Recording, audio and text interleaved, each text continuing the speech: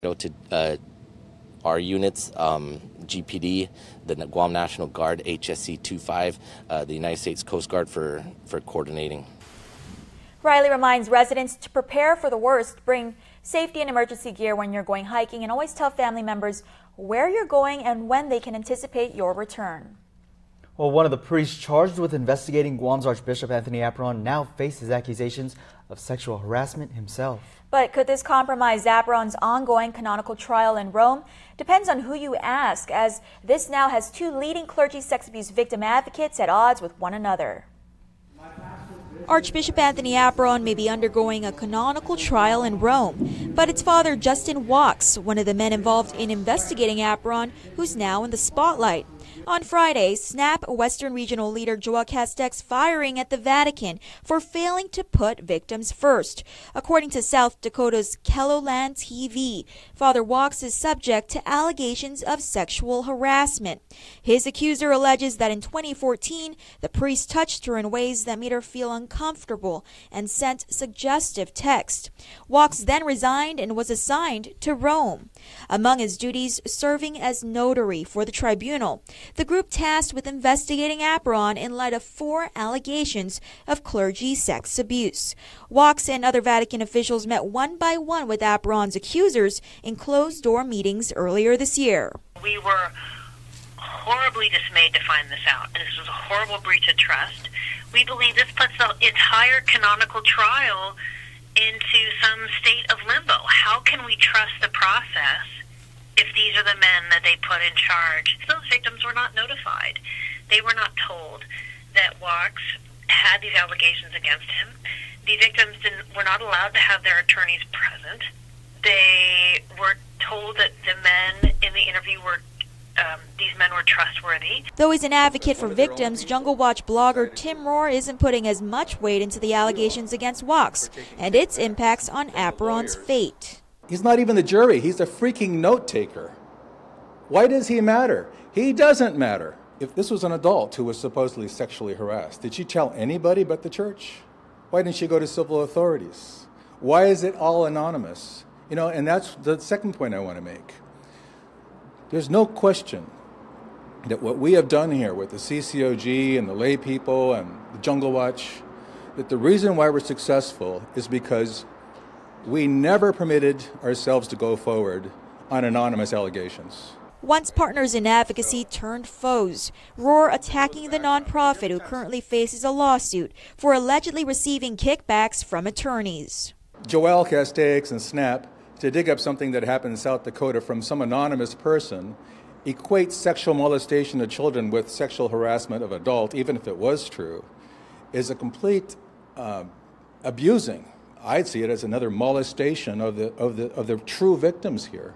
Castex, who works as a volunteer for SNAP, tells KUAM the lawsuit is in the process of settlement. I find it very problematic that Mr. Rohr really wants to take away from the real core of the issue, which is the fact that there's a problem on Guam having to do with the canonical trial process.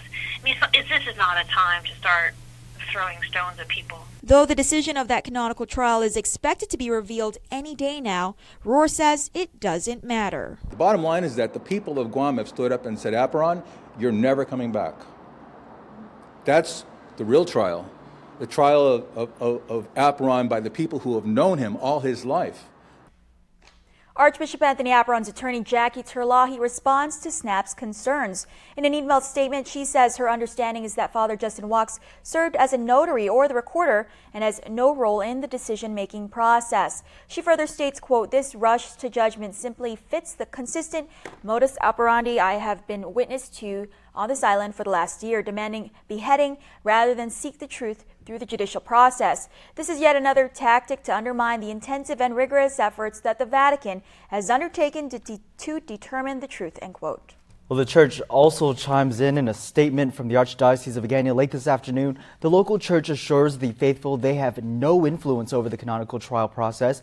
As for co-adjutant Archbishop Michael Burns, his primary concern is, quote, for the care and healing of victims and the settlement of their complaints, which is progressing steadily. A bill that would eliminate Guam's primary election brought differing parties to the table this morning. Longtime Democratic Party member Darrell Taggarty was there on his own accord and was clear that he was not representing the party. Taggarty spoke in support of Bill 45. The party itself needs to be stronger internally and play a stronger role to differentiate themselves and also to discipline the members, the individual members who are elected, so that there is a clear agenda moving forward that is presented to the people. And the primary election waters this down, allows candidates to go around the party, and it's in the interest of parties to eliminate the primary election. Meanwhile, chairs of the Republican Party, Victor Cruz, speaking on behalf of the party against Bill 45, says they believe it will have the opposite effect as a cost-saving measure and make future elections inefficient. Cruz says in the case of the upcoming election, none of the 4 gubernatorial candidates could establish a majority vote, increasing the likelihood of a runoff election. Well, Guam Regional Medical City Corporate Affairs Manager Eric Plinsky is in support of the recent decision by lawmakers to support a contract with 3 different health providers to service the government's 15,000 employees. The Calvo administration has advocated for providing employees with health provider options, noting that services offered by NetCare, SelectCare, and TakeCare vary substantially. There's dramatic difference, and that's what the provider network, and Guam Regional Medical City and I guess SDA Clinic and maybe some more are not in the network for the one plan who offered the lowest bid. Plinsky says while choosing only one service provider could have realized millions in savings for GovGuam, that cost would have instead been passed on to consumers who may end up receiving treatment in hospitals or clinics where they are not covered. However, a total of 3 companies will provide health care insurance to GovGuam employees in fiscal year 2018. Guam's leaders and dignitaries came together today in honor of the late Senator Sonny Lujan Orsini. In a state memorial this afternoon, former Assistant Secretary for the Interior Tony Babauta and Orsini's former colleague and dear friend talked about Orsini's accomplishments in a eulogy peppered with humor and dignified him with honor. He walked the halls of GW like he was auditioning to be in a 1970s kung fu movie. He wore the long sleeve Chinese button-styled shirt with loose-fitting pants and those black kung fu shoes.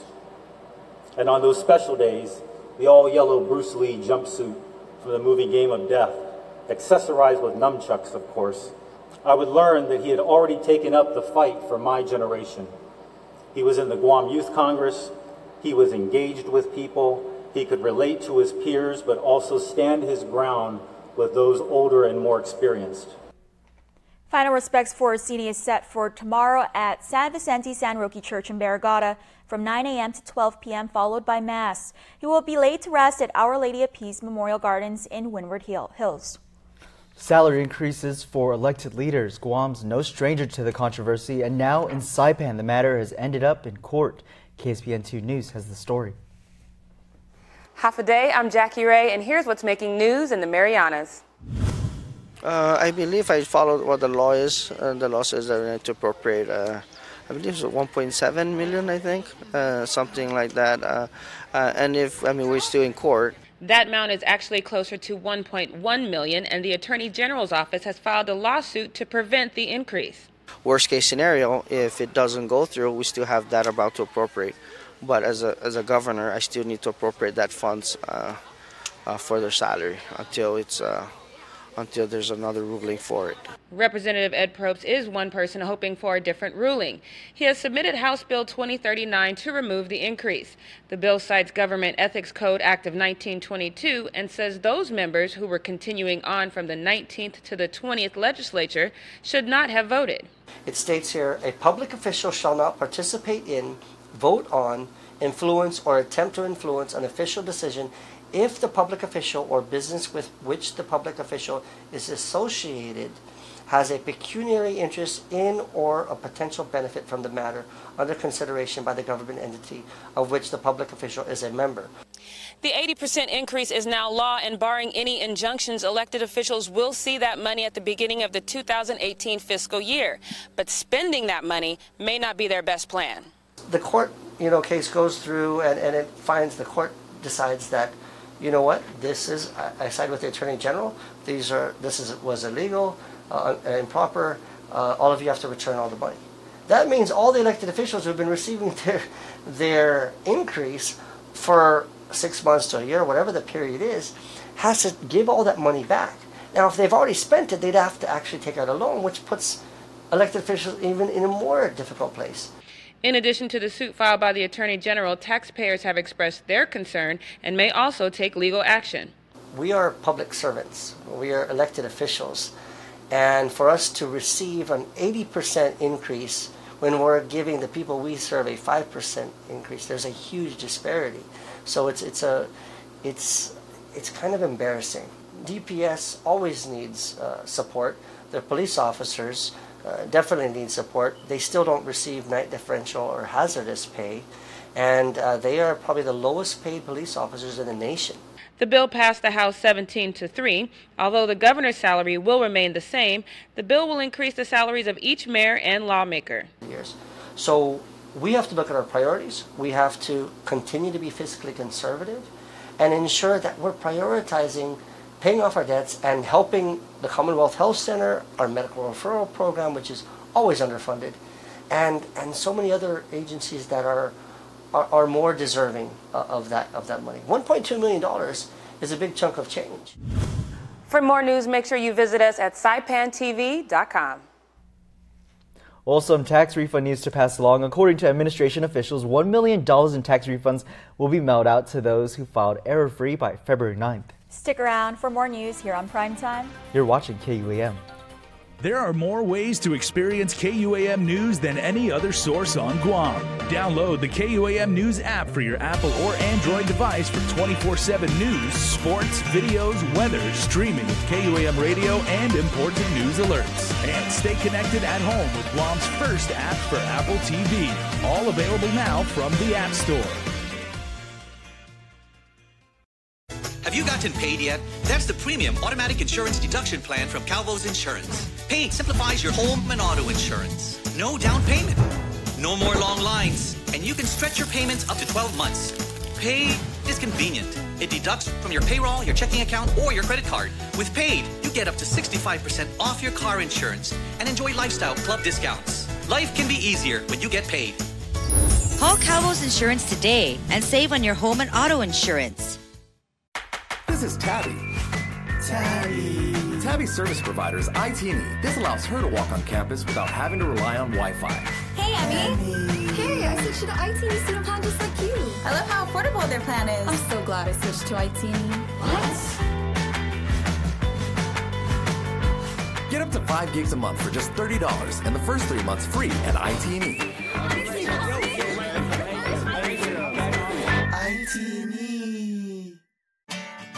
At Shell, it's about offering more than just fuel. It's about providing service to people. From hot coffees to warm welcomes, from clean bathrooms to fresh food, we're on a mission to make you leave happier than when you arrived. So whatever your journey, we're here. Welcome to service. Welcome to Shell. Serving the islands for over 30 years. Share your story at Shell Foodies Guam on Instagram and Facebook. Hashtag Station Stories, hashtag Shell Guam.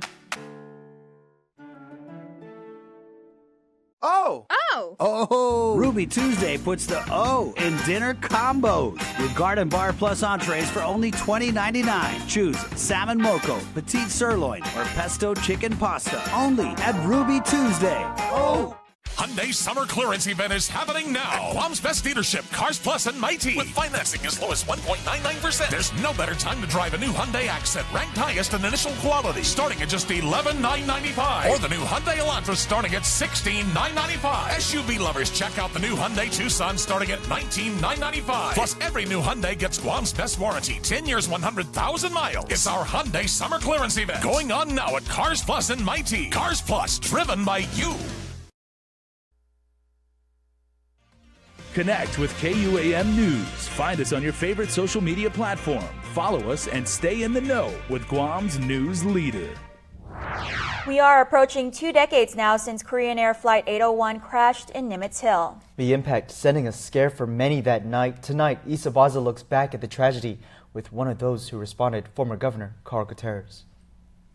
He was one of the first ones on the scene the night almost 20 years ago when a Korean airliner crashed in Guam with 254 people on board. I got the most disturbing call at about 1:30 in the morning that possible airline had crashed, and they don't know where it was. So I came running down and grabbed whatever I could and ran out. Because he was familiar with the area and in order to avoid thousands of gallons of spilling fuel, Gutierrez helped lead the way for firefighters and other first responders to the crash site. We went close to the plane where it was burning, and we pulled out some of the survivors into a triage area, and then we went back to look, and then I kind of heard a crying close to the plane, and I found this little girl, Rika, tending over a flight attendant who was going in and out of consciousness. The little girl would refuse to let Gutierrez go that night as he struggled to help others along the wreckage. And so I got myself into a situation that I don't think anybody would ever want to be. I mean, I see the dead bodies, people whose bodies were burned, and I mean, it's just horrible. And I didn't know what to do except to try and help. In the end, responders pulled out 29 survivors, including a mother and daughter who were trapped beneath the wreckage for several hours. Gutierrez said the crash wasn't only a dark day in history for the families involved, but also led to a dark turn in the island's economy, as Korean Air would pull out of Guam months later. All in all, it was tragic for Guam, and we just hope it never happens again. Sunday marks the 20th anniversary of the Korean Air crash. Reporting for Guam's News Network, I'm Isa Plaza. NAVFAC Marianos has announced the start of the review and comment period for 3 programmatic agreement memos. The PA memos are relative to the Marine Corps relocation projects. Those projects include the Finnegassen Force Enhancement on Naval Base Guam, the water well development design and construction, and the design and construction of earth-covered magazines and ordnance on Anderson Air Force Base. You can view the memos by clicking on the link to this story on KUAM.com. The comment period runs from now through September 14th. U.S. Naval Base Guam will be conducting its routine testing of the Vital Communication and Advanced Warning System on Monday around 3. Also referred to as the Giant Voice, military officials say residents in the area should hear short verbal tests of the system, including warning tones. These tests are done monthly, typically on the first Monday of each month. About 2,000 students graduated from high school this year, and according to the Governor's Special Assistant on Education, Vince Leon Guerrero, it's estimated only about 18% will go to college. In an effort to increase that percentage, the Calvo administration discussed plans today on providing Guamanian families a tuition-free college education. Chris, can we get that still? Details of how that could work are still being discussed, though. The governor appointed Lieutenant Governor Ray Tenorio and External Affairs Liaison Tony Addett to lead the effort. The pair will be meeting with education officials next week to discuss the plan. This afternoon, in front of family and friends and fellow brothers within the Guam Fire Department, Captain Alexander Castro was promoted to the position of Assistant Fire Chief. Also, a total of 5 captains and 3 lieutenants were promoted to the position of Battalion Chief. The pinning ceremony was held at the Loti Hotel in Tumon. Well, if you want to have fun in the sun while also learning a useful life skill, then bring your children ages 7 to 12 to the annual Department of Agriculture Fishing Clinic this weekend. DOE biologist Brent Tibbetts and UOG Sea Grant representative Marie Ao Young. It's one of the most fun things for our staff to do. We get to go out and show kids why we like fishing, why we are involved with fishing, and get kids hopefully interested in fishing, get them interested in going outdoors. We're really excited because we're able to provide rods and reels for kids just to practice and borrow casting and fishing and tying knots. And Department of Ag does a really wonderful job of actually working one-on-one with kids and the family members who they bring. The clinic will be held on August 5th at 9 a.m. at the Manila Mayor's baseball field and aims to help children build confidence and learn new skills before the department's fishing derby on August 12th. Interested children can register for the derby at the Department of Agriculture by next Wednesday. In addition to teaching life skills, it also promotes conservation by teaching children to release fish back into the environment so they can reproduce. Every parent wants the best for their child, and GMH Dr. Kazui Shimabukuro said one of the best things mothers can do to keep their children healthy is to breastfeed. Dozens of mothers and health professionals attended a proclamation Friday afternoon in honor of Breastfeeding Month this August. Together, we can promote educate the community, and as a GMH and for the hospital institutions that we can continue to promote an environment that is mother and baby friendly. Public health advocate and cancer patient Rose Zabala said she is a staunch advocate of breastfeeding because it may reduce the risk of breast cancer. Breastfeeding can also lower the risk for asthma, allergies, ear infections, respiratory illnesses, and diarrhea. Now, coming up, Double D has the Dial Red's own Athlete of the Week, but first, here's your weekend weather.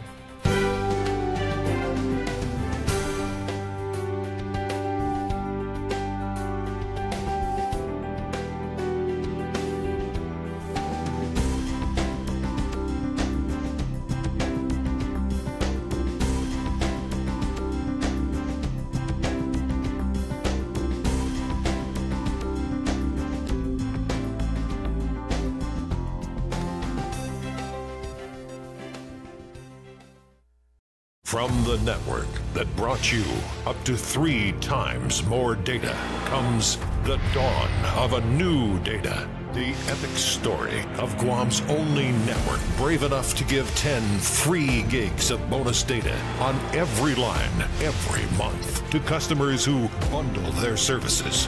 Reviewers are calling the offer totes awesome. Best deal ever. And yes. Visit gta.net for details. Why is tourism Guam's #1 industry? Tourism benefits our economy. Visitors come to our shores to experience our island. More tourist spending means more dollars flowing into our economy. Tourism creates jobs. From bell service to front desk to tour agents, more jobs mean more opportunities. Tourism builds businesses. From hotels to shops to restaurants. More businesses mean more dreams come true. Tourism preserves our culture. In the visitor industry, culture takes center stage. Celebrating our culture means keeping our traditions alive. Tourism keeps our land and waters clean. It all adds up. Tourism improves our quality of life. It helps make Guam a better place to live, work, and visit. Tourism works for Guam. It's that time of the year again. Saguamanaga's annual Kids Carnival is back for its 3rd year. Free admission, loads of free entertainment that even the babies can enjoy, along with tons of goodies for kids of all ages. So save the date, parents. Saguamanaga's Kids Carnival, Saturday, August 12th from 4 to 7 p.m. at Adelut. We hope to see you all there again. Special thanks to Bank of Guam, Community First Federal Credit Union, Addis Trust and Investment, Calvo Select Care, Moylan's Net Care, Guam Regional Medical City, and our community sponsors. Welcome back, Grandma. Wow. I did a lot of shopping in Italy, and I met a nice man. Ciao. Gino. Da Italia. He's Italian. Very cool. Buick now has an SUV for that. The new Buick Envision. One of 3 luxury SUVs from the new Buick. Pay no interest for 72 months on this 3 SUV lineup of 2017 Buick models when you finance through GM Financial. Visit AutoSpot Buick today. KUAM Sports is presented by Triple J.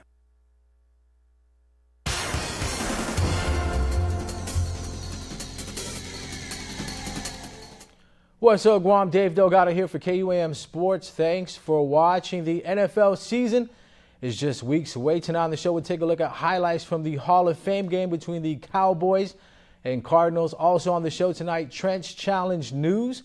Make sure to register before August 9th. But first off, you know how we do it every Friday. Your Darren's own Athlete of the Week. We're here, Darren's home Mingila, for our Darren's own Athlete of the Week. Today we have local bowler Greg Borja, and here to present him with a check is Gloria. Gloria? Congratulations on being Athlete of the Week. Who would you like to donate this check to? Today we're donating this to Guam Cancer Care. You've been bowling since 2011. 2013, you started bowling competitively representing Guam. Where are some of the places you've been able to travel and represent Guam? So far I've been to the Philippines. Last year was Hong Kong, and I think the year before that was Las Vegas. You're on the Turkmenistan team, going to be heading out in September to also represent Guam. What are you looking forward to most out there competing in the upcoming tournament? Well, me and the team, we've been training pretty hard. We're gonna try to bring a medal home to Guam. I think in this event that we're going to, if I'm not mistaken, no one has brought home a medal, so we're looking to bring home the first for Guam. Your average is around 205. We have the upcoming national championships just underway at Central Lanes. What does that do for bowlers here on island competing in the national championship? It gives them more opportunities because it has more divisions. There's the open division, the classified, that's for the lower, where there's a cutoff average, and they have the youth division. And then it just gives them more chances to bowl, see the competition around the island. And for the younger kids, since bowling was just started in the high school, it gives them to see their competition before they start in the high school league. So a big tournament like this, hopefully it opens the door to big cash prizes for you guys in competing for those cash prize money. How excited are you to hopefully down the road see bigger cash prizes up for grabs? Hopefully, because so far we have monthly tournaments called Budweiser and Aloha Made King and Prince of the Lane. And then in December, there's the grand finals for that. That's our biggest cash prize event. We're hoping with this, it can bring out, I think, more sponsors, and it can raise the cash prize because higher cash prize means more incentive for people to come out and bowl. Congratulations. Stay tuned to our next Darrenton Athlete of the Week. KUAM Sports Athlete of the Week is brought to you by Trench Challenge, Guam's 5K distance obstacle course race taking place at the Guam International Raceway on Sunday, August 13th. Official charity partners Special Olympics Guam and Guam Cancer Care will have dedicated start times for each organization. All of the proceeds in each start time will be donated to the organization on top of the partial proceeds from all registrants. At 9:20 in the morning, the run walk with Special Olympics Guam athletes and supporters will take place. Then at 9:40 in the morning, the run walk with Christine Kidache, caregiver and daughter of cancer survivor, with family and the Guam Cancer Care team, will take to the course. Register online at trenchevents.com/charity run. Deadline to register is August 9th. Hall of Fame game between the Cardinals and Cowboys now. Arizona QB Blaine Gabbert started the game 6 for 6 with 100-plus yards passing. Cards score on their first two possessions. Kerwin Williams and Andre Ellington punching in the touchdowns on the ground for Arizona. Blaine Gabbert 11 of 14 for 185 yards. Dallas quarterback Kellen Moore got the start and finished the game 12 of 17 for 182 yards and a touchdown to go along with one interception. Cowboys pick up the win 20-18. Well, that's going to do it for sports. We're back right after this. My job is to protect.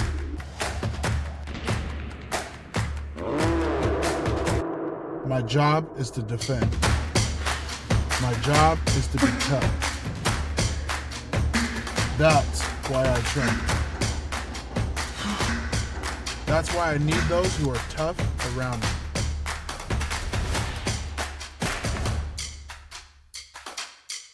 That's why I need a truck like this.